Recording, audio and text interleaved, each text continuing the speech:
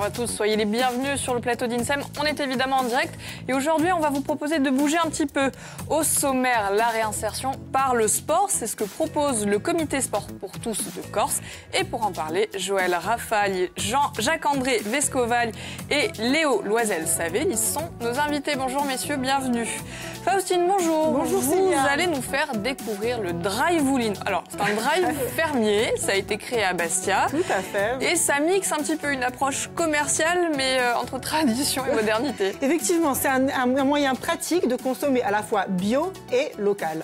Donc c'est une initiative plutôt insolite, mais assez séduisante. Exactement. On en saura plus tout à l'heure. À suivre, Francesque, elle sera en direct de Bastia. Elle est à l'Institut régional d'administration pour parler des façons de simplifier les déplacements des personnes handicapées au quotidien. Et enfin, à 13h, à quoi sert le coaching pour les hauts potentiels intellectuels? Alors, ces surdoués sont ultra sensibles et ils ont parfois besoin d'être rassurés. On va en parler avec Pascal Berto-Balenci. Elle est coach professionnel. Si vous avez envie de réagir, vous nous appelez au numéro de téléphone qui est en train de s'afficher ou alors on écrit sur Facebook, vous voyez Faustine. Exactement, réagissez. On n'hésite pas, on va sur Facebook pas à poser et on des commence questions. le post. Alors si tout le monde est prêt, je vous l'avais promis, ça va être du sport aujourd'hui.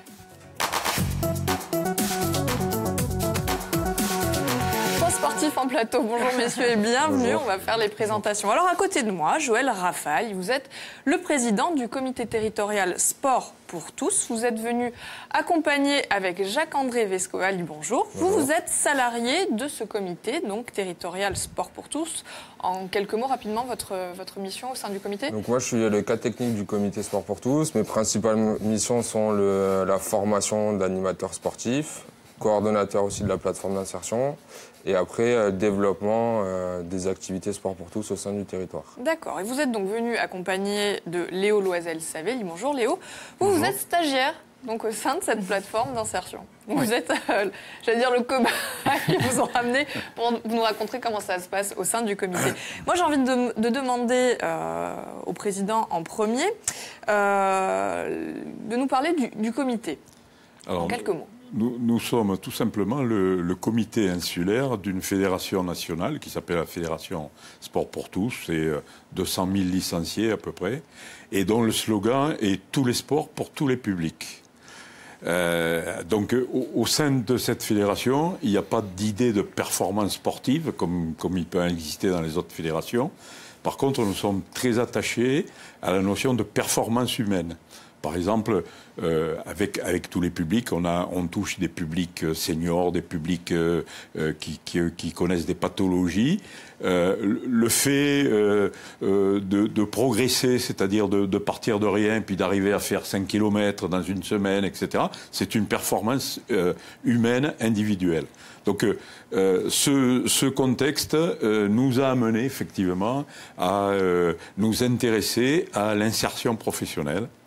Et on l'a fait dans la lignée d'une personne importante en Corse, qui est Paul Orsatti, qui a été le créateur du concept de l'insertion sociale, l'insertion professionnelle par le sport, et avec qui nous avons travaillé, qui nous a coaché pour mettre en place ce qu'on a mis en place depuis 2 ans en Haute-Corse. Donc une figure du sport insulaire. Tout à fait. Que normalement Léo devrait bien connaître. Alors, il y a plein d'axes dans ce comité. On l'a bien compris, le point de départ, c'est le sport. Alors, il y a la dimension sport-santé. Oui. C'est vraiment démocratiser les activités sportives pour tous au quotidien. C'est faire que tout le monde fasse du sport à partir du moment où on est persuadé que le sport aide à se maintenir en bonne santé. Voilà. Quel que soit l'âge. Hein, quel que soit l'âge, et c'est pas réservé aux personnes qui sont âgées. C'est dès le départ, chez les jeunes, etc. C'est avoir une attitude sportive et une pratique sportive, une culture sportive. Permettre de s'entretenir et de vieillir bien. Tout à fait. Donc il n'est jamais trop tôt pour commencer. Tout le monde peut venir vous voir, quoi. Tout à fait. Alors, il y a vraiment plusieurs axes au sein de ce comité, et vous en avez parlé tout à l'heure. Il y a la volonté d'insertion professionnelle. Alors là, ça va s'adresser en particulier aux jeunes en difficulté, et le sport est une porte d'entrée pour s'insérer, se réinsérer professionnellement, et socialement parlant. Ouais, donc en effet, le sport est bien une porte d'entrée, et l'issue de la plateforme, c'est d'attirer les jeunes par le vecteur sport, qu'il soit sportif ou non sportif. Je pense que Ça, c'est important.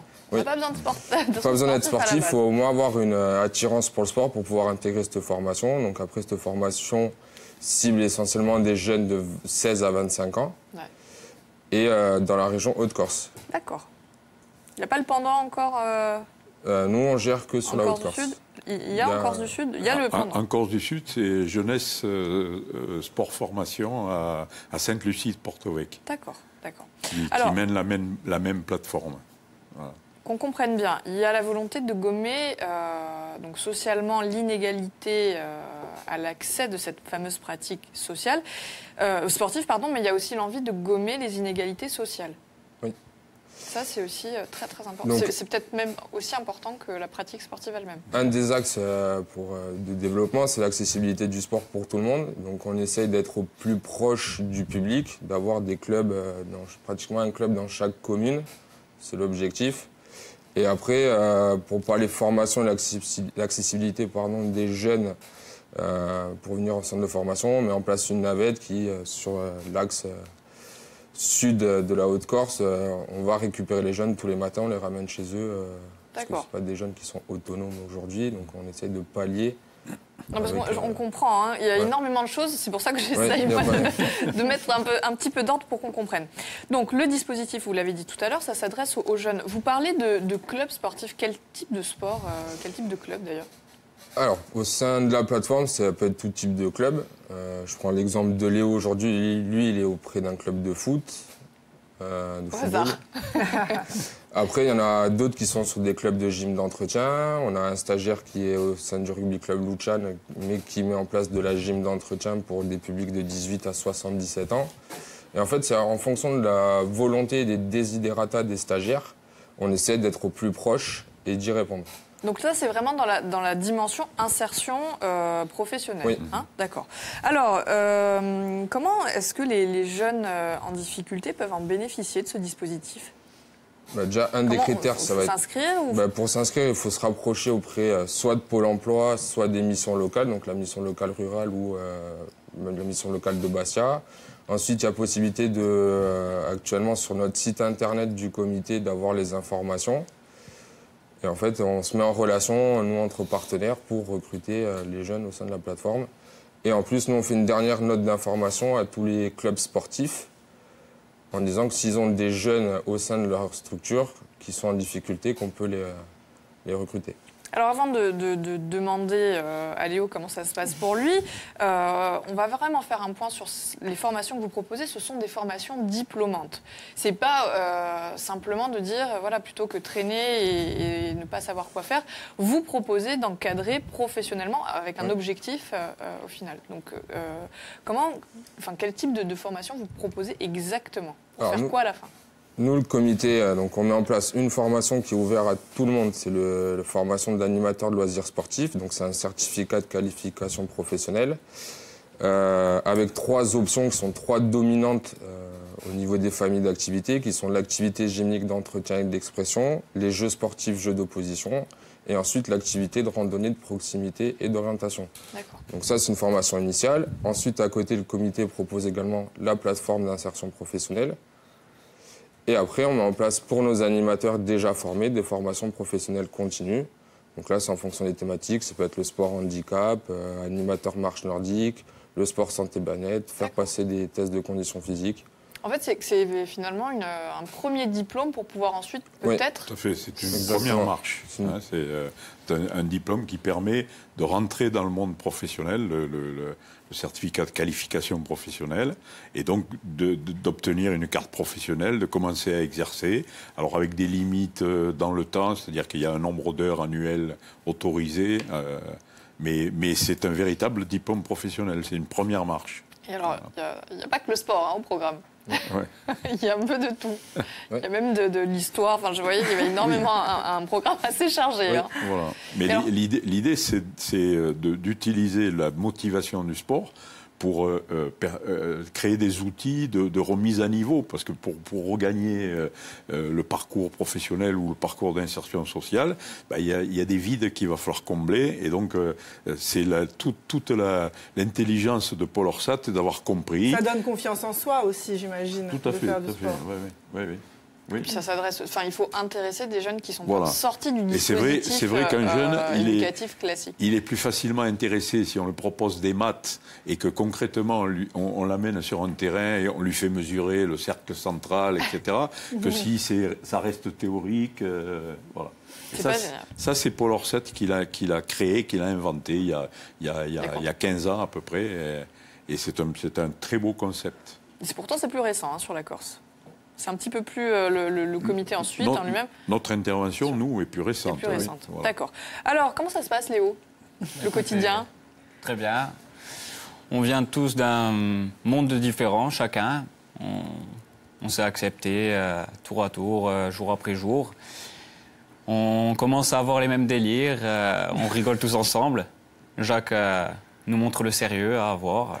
Voilà, il y a la rigueur, mais en même temps, on est quand même détendu. On prend du plaisir. Détendu, oui. Enfin, c'est surtout une bande de copains. C'est ce qu'il faut pour mieux avancer et s'entraider chacun. Vous êtes combien en tout, en cours, en ce moment? Là, on est 7 actuellement. 7 ouais. Eh bien, on verra plus en détail, si vous êtes d'accord, comment ça se passe au quotidien. Vous pourrez tout nous dire. D'accord. Rien. En attendant, on va poursuivre avec vous, Faustine. Alors, vous allez nous faire découvrir cette fameuse initiative. Vous nous direz si vous la connaissez, le Drive-Ouline. Exactement. Alors, est-ce que vous aimez les produits locaux? Est-ce que vous aimez les produits bio? Est-ce que vous aimeriez les commander et les récupérer à la façon d'un drive? C'est l'initiative de l'association Una Lanza da Anaqua qui a créé le Drive-Ouline. Alors, vous connaissez peut-être, sûrement même, le concept de drive industriel. Voici le drive fermier. C'est un concept qui se développe un peu partout en France et avec une triple ambition. La première, c'est évidemment un impact sur la santé. Quoi de plus sain que des aliments bio, mais cultivés près de chez soi? Et ça, c'est important. Ensuite, un impact sur le dynamisme économique, mettre en relation des producteurs et des consommateurs. Et enfin, un impact sur la sécurité alimentaire. Là, je vais jouer un petit peu les survivalistes, mais c'est très rapide. Il y a une chose auquel les communes et les gouvernements ne pensent peut-être pas assez, c'est l'autonomie alimentaire. En cas de pénurie de pétrole, la plupart des villes ne pourraient tenir que quelques jours et beaucoup de grandes exploitations agricoles devraient cruellement et très rapidement revoir leur système de production. Donc, encourager ce genre d'initiative, c'est aussi encourager l'indépendance. Ce sont donc ces raisons qui expliquent la croissance à 2 chiffres du secteur alimentaire local depuis 10 ans. C'est un secteur qui explose complètement. Et ce qui est nouveau, c'est l'élément pratique, à la fois pour le consommateur, mais pas que, pour l'agriculteur aussi. Alors, comment ça fonctionne? Pour le consommateur, il suffit de se rendre sur le site du Drive-Ouline et de sélectionner un point de retrait. Ensuite, on peut faire son marché, tout simplement, via toute une série de produits locaux, donc légumes, il y a même des pâtes, tout un tas d'herbes, de l'huile, du fromage, des yaourts. Il peut y avoir aussi des produits de beauté, des huiles essentielles. Tout est produit en Corse. Tout, évidemment. Tout est tout est produit localement. Localement dans la région de Bastia, même pas en Corse. D'accord. Justement, pour le consommateur, ce qui est intéressant aussi, c'est qu'il n'y a pas d'abonnement. Soit on commande pas. On fait absolument comme on veut. Tous les produits, je le disais, viennent d'une zone située entre le Cap Corse et la plaine orientale. Pour minimiser l'impact écologique, on fait donc sa petite sélection et on vient les chercher à un point de retrait. Il y a une période... Il est ambulant, ce drive. Alors, je vais vous expliquer.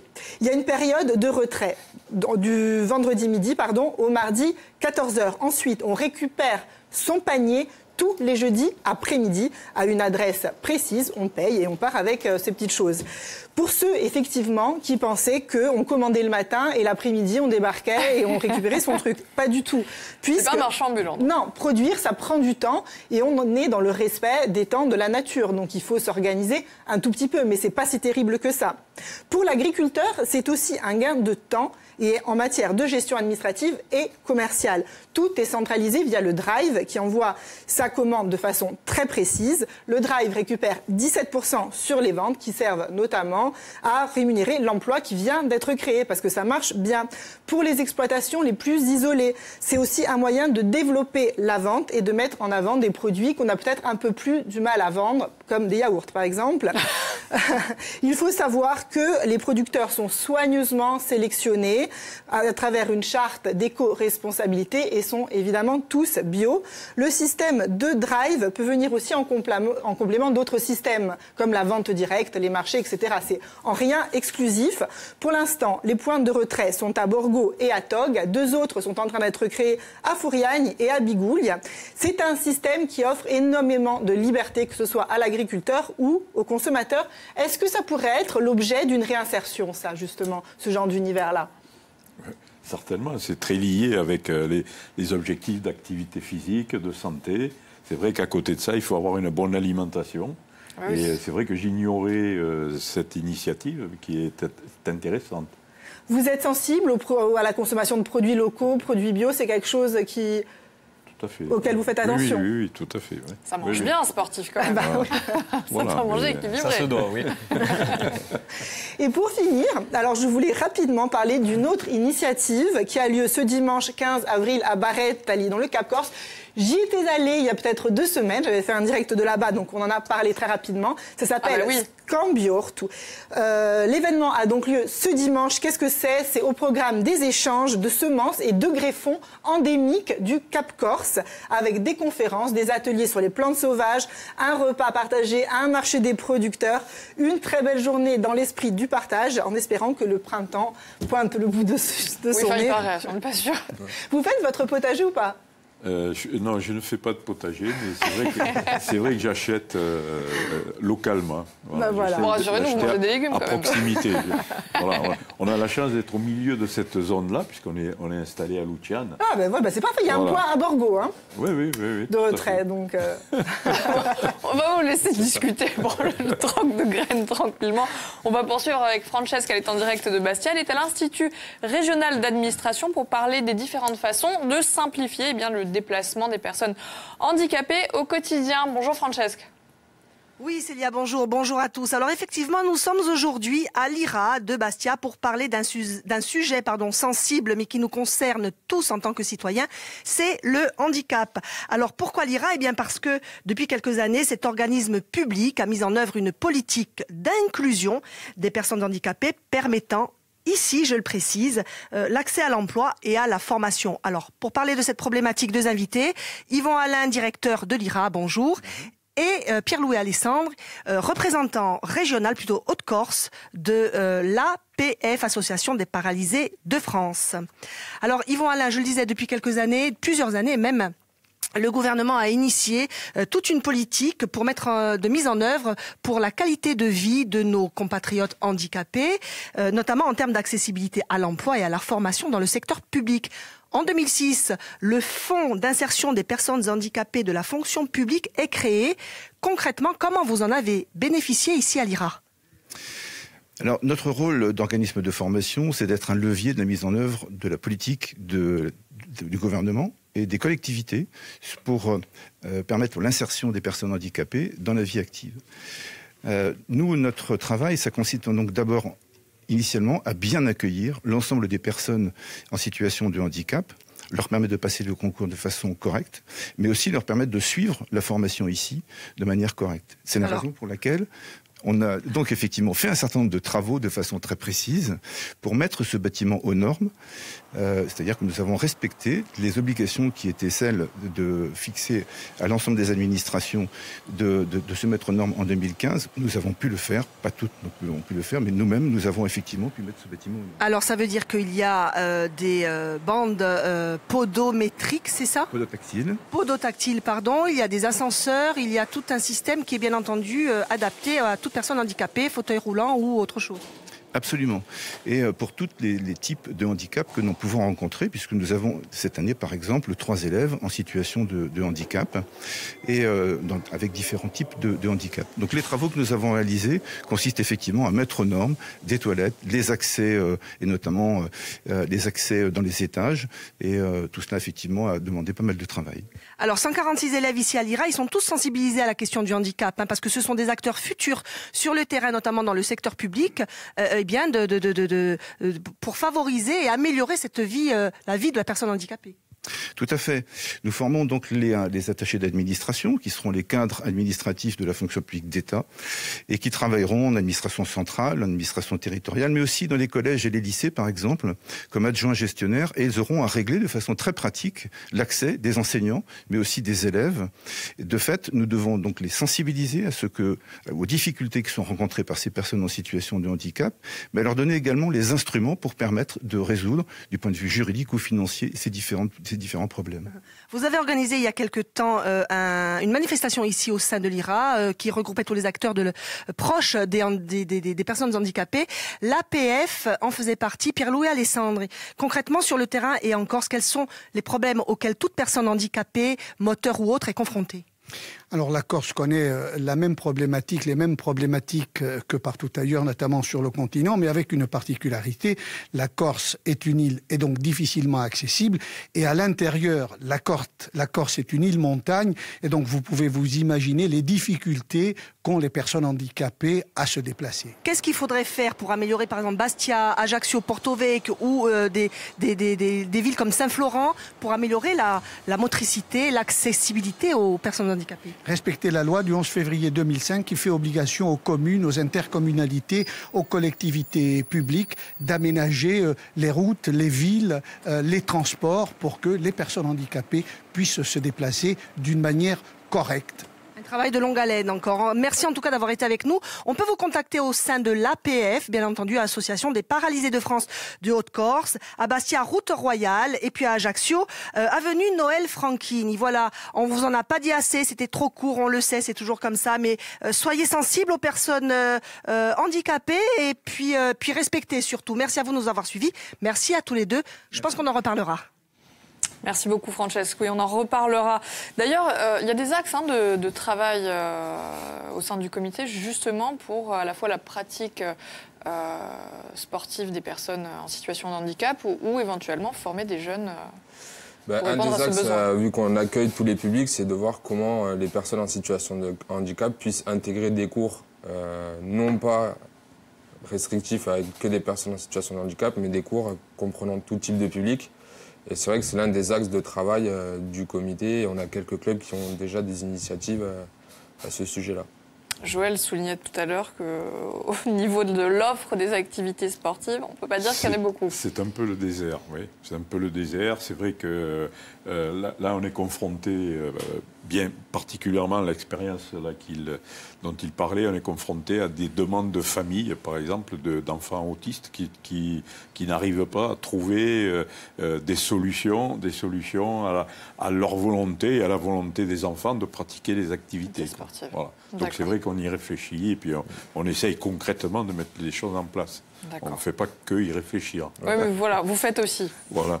Alors, on va rappeler, le comité Sport pour tous de Corse soutient les jeunes en difficulté, donc en leur proposant notamment une réinsertion grâce au sport. On a Joël, le président plateau, Jacques-André, le salarié, et puis on a Léo, le stagiaire. Alors, Léo, vous avez rencontré des difficultés personnelles dans votre quotidien et vous avez trouvé une échappatoire dans le foot. Oui, c'est une échappatoire, oui. Parce que, bon, la vie, on sait que c'est dur, c'est tous les jours, il faut affronter des histoires et tout le reste. Donc vous vous évadiez grâce au foot. Oui, mais j'en fais pas une affaire personnelle, parce que je pense qu'à partir d'un moment où on veut en faire une performance, faut pas avoir les mauvaises choses négatives du monde extérieur. C'est-à-dire que quelque chose qui va nous contrarier à l'extérieur du sport ou du foot, si on y pense sur le terrain, on n'y est pas du tout. D'accord, donc il faut vraiment, ça permet de faire le vide. Il faut vraiment se concentrer sur les objectifs qu'on a fixés et se donner à 100%. Ça fait à peu près un an que vous avez intégré le comité ? Depuis novembre 2017. D'accord. Alors comment vous avez connu le dispositif ? Écoutez, j'ai commencé cette saison 2017-2018 à Ghisonaccia, au club de football. Et c'est mon président, M. Casanova, qui m'en a parlé. Et de fil en aiguille, je suis venu à contacter Jacques-André. Mais vous n'en aviez jamais entendu parler auparavant ? Non. Parce que c'est bien le bouche à oreille. Parce que la communication ici, ça pêche un peu, mais... On est là pour essayer de rétablir tout ça. Ça va finir par payer. Alors vous en êtes où de la formation ? Écoutez, là, on est dans la dernière ligne droite. On va se rapprocher du diplôme. Donc, un peu de stress, mais c'est vrai, ça va le faire. Qu'est-ce que vous aimeriez faire plus tard? Plus tard, c'est apporter un petit plus pour le football. Le côté athlétique, même l'informatique, je pense. Il y a quelque chose à faire dans la vidéo. Aider les équipes corses à progresser. Et, voilà. Et toutes ces envies, elles sont arrivées depuis je pense, novembre. Ça s'est mis en forme en tout cas? Oui, ça se met de plus en plus en forme parce que Jacques-André me permet de savoir me diriger. C'est lui le coach? C'est ça, oui. Le coach pour l'instant. Ouais. On peut beaucoup parler avec lui et du coup ça fait énormément de bien et ça permet d'avancer sur ça. Qu'est-ce que vous aimeriez dire aux jeunes comme vous qui rencontrent des difficultés? Il ne faut pas hésiter à aller se renseigner? Exactement, faut, surtout avec les moyens de maintenant, les réseaux sociaux, je pense qu'il y a un moyen très large pour toucher les jeunes comme moi, si on peut dire comme ça. Donc oui, il faut pas lâcher parce que c'est pas parce qu'on ne réussit pas à l'école, entre guillemets, parce que bon, c'est pas parce qu'on n'a pas son bac ou autre que c'est terminé. Il y a d'autres possibilités, oui. D'autres voies. En tout cas, merci infiniment d'être venu. Allez, en 10 secondes, on termine sur un projet qui vous tient à cœur, Jacques-André. Un projet qui s'est réalisé la semaine dernière, ce samedi-là, où on a fait les premières rencontres sport pour tous, où on a eu sur Corté.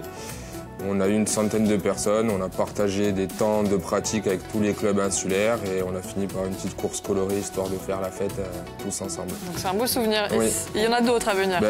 Rendez-vous l'année prochaine. Ça marche. Le rendez-vous est pris. Allez, on va poursuivre avec un autre coach. C'est Pascal. Elle va nous parler des personnes à haut potentiel intellectuel. On en parlera juste après le flash de 13h. À tout de suite.